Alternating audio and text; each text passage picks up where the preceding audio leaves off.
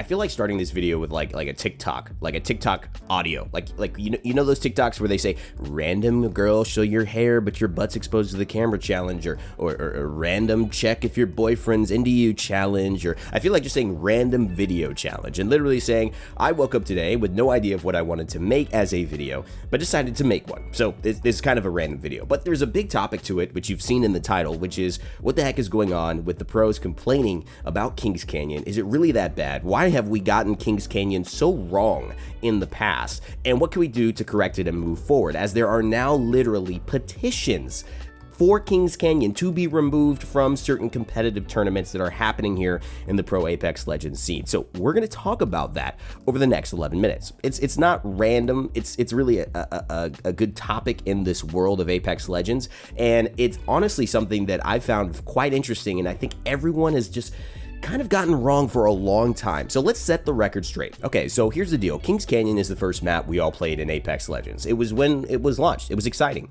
But then slowly and surely, after 2 seasons, we all got bored of it. We played World's Edge, and World's Edge was intentionally built to be bigger. It was, I think, maybe 2 to 3 times the size of Kings Canyon, and essentially allowed us to see what the world would be like if there was less ability to push people, less ability to have, as much third-party action as possible, maybe slow it down just because of the space they'd have to travel to do it, and then also show us what snipers would look like if they were more viable, because when Kings Canyon and Apex launched, snipers weren't really the play. It was really a lot of shotguns, R9s, I mean the stuff that you see now, but even more so because it's just so up close every moment that you're fighting somebody. But fast forward to a few months after that, World's Edge is starting to get boring, and people are saying, I miss Kings Canyon, and this is where the thought gets seeded into the minds of the community, and this is what sets everything up for the disaster, is semi-disaster in the pro scene that people are experiencing right now with not liking Kings Canyon and not wanting to play on it and willing to sign petitions to not play on it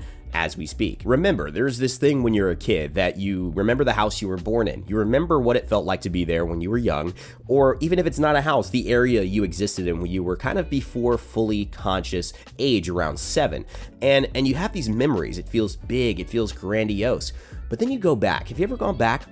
It's not the same, is it? You're an adult, you're grown up, maybe it's 5, maybe it's 10 years, it's just everything seems smaller, not as well lit, not as exciting, and you realize, you know what, I kind of, maybe I made that up to be a little bigger in my mind than it actually was when I was playing on it or playing there and on a day-to-day basis, and that's what happened to Kings Canyon. I mean, the nostalgia factor of that map was huge, but it was also the fact that World's Edge was new, and teams who had succeeded on Kings Canyon were now forced to learn a new map, succeed on World's Edge, and that doesn't come easily, and when things don't come easily to professional players, and I've seen this in every sport, I've seen this in every esport, I've seen this in all walks of life, especially when it's competitive or job related, people who don't adapt well make excuses about the thing that they can't adapt to, and it's not necessarily true. It's just a defense mechanism we all have. I do it too. I'll blame somebody or a gun or reason that I died feels unfair. Deep down, I know it's me. I know I need to be better, but it doesn't mean I won't say it, and that is what ended up happening. People said, World's Edge is just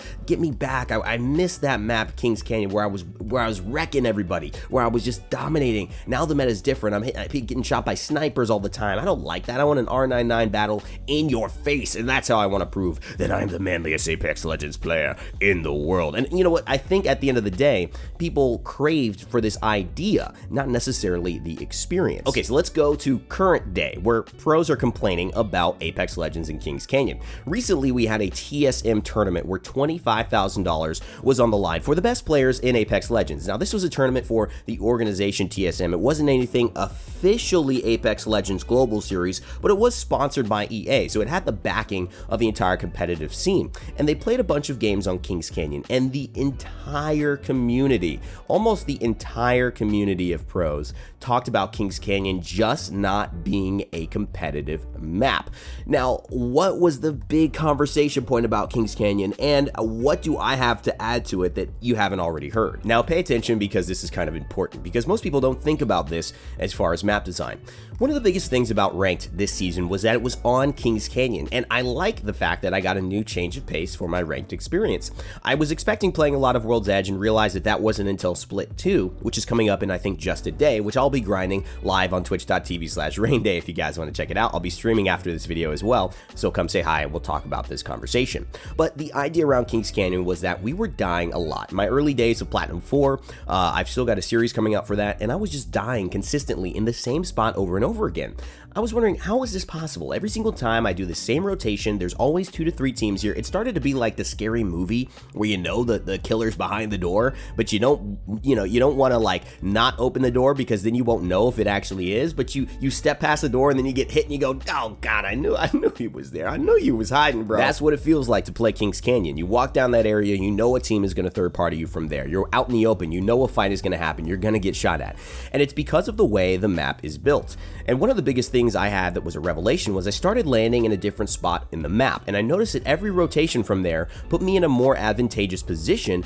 Naturally, I was in high ground more often than I was in low ground. I was in better vantage points. I was less pressured from my backside, so I can focus on all of the angles in front of me and not get third-partied from behind where I wasn't paying attention.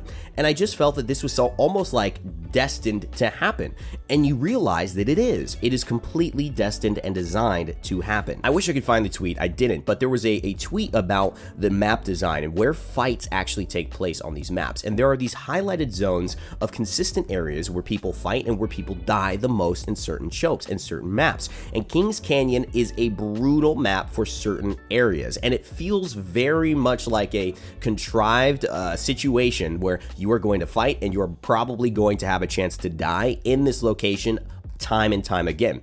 Now, it doesn't mean it's a guarantee. Your rotations could be different. They could be faster. You could beat a lot of the teams there. But if you're moving with zone, if you're moving in that same timing, there is a process of where similar teams and similar fights happen and people die in those areas. Unfortunately, you don't remember the times when you're dying like that in nostalgia. You remember the good times, which is what people had about Kings Canyon, where they were getting kills in those areas. But now that things have gotten competitive, players are much better than they were on launch and the first couple seasons when we were playing Kings Canyon. Now those areas feel really punishing. And World's Edge notably does not have as many of those choke consistent areas. Part of it is that the map is different, so you're going to have a different design, and the other part of it is that it is bigger, so you have more wiggle room to avoid those spaces where fights consistently happen, you are punished, and there is literally nowhere else to go. But is this all the developers' fault? I mean, is this something that we should put on the onus of the pros or the developers?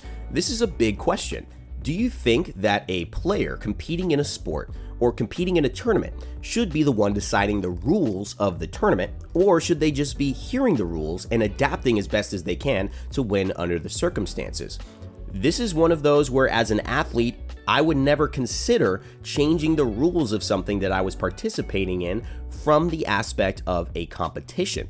If I was creating a situation with my friends, however, I would set up a game that I felt was fair. And in the line of streamer and community manager and online personality and dev who's tweeting something on Twitter or posting something on Reddit, there is an overlap of voices that fill our similar space, to where the blend between developer and the blend between pro and loud influencer doesn't necessarily feel like it's much of a distinct difference. It almost feels like those voices have equal merit within the space, because in reality, they do, as far as taking up our timelines, our feeds, our information. I mean, imagine if every single NBA player or football player, soccer player went to the commission for the Champions League, the NBA Finals, the Stanley Cup, and said, you know, we don't want to play in a 7-game series. We want to play in a 5-game series, and we don't want it over there, in Canada. We want it in the United States. Even though one of your teams is from Canada, we're not gonna deal with that. We all want it in the United States, and I'm gonna sign a petition to do it. What would you do? I mean, in that situation, yes, you're playing in different circumstances, you're playing under different rules than you had planned. What is the correct response for something of this nature? You can see where this gets a little bit tricky. I'm personally not a big fan of pros dictating the situations under which they play if they feel something is not better than something else. I do feel that fairness is something we should look at. But in a situation like this, I don't really feel like Kings Canyon is unfair. I just feel like it's very different and punishing in very different ways than World's Edge is. And although that doesn't mean that it may be the best possible version of competitive for Apex Legends pros and their fans and their own experiences, I don't necessarily know if it's grounds to have a valid argument to say I don't and we shouldn't play on this map. That to me seems like it is overstepping in the idea of, yes, I don't like this, but now I'm trying to control this, otherwise I won't participate. But why do we have Kings Canyon in the first place? Why do we keep getting town takeovers? One of the biggest reasons that I'll end this video with is that people craved the nostalgia of Kings Canyon. It got put into the map rotation as a part of this nostalgia. Even when the Bloodhound Trials came out, they introduced a map rotation featuring Kings Canyon, and it felt like no one asked for it. The stats did not support that to be the significant change where Kings Canyon was the dominant map. It is almost guaranteed from a wider perspective that World's Edge is preferred, but Kings Canyon allows them to add new town takeovers. It allows us to split content. It allows us to have more variety, and I am fine with this map in a public setting. I do really enjoy it, especially as a break from World's Edge. But personally, I think nostalgia has kind of guided our voices into the wrong direction around how much we actually like Kings Canyon in comparison to World's Edge or the new things that they've been adding. Apex is a great game. Their developers are really good. I love all their old stuff because it was so amazing, but I'm also really excited for the new stuff, and I want to encourage them to do that as well. Well, let me know what you guys think about this conversation and everything that I brought up today, and of course leave a like, comment down below, and subscribe to stay tuned for more. As always, never give up, never stop gaming. I'll see you all next time.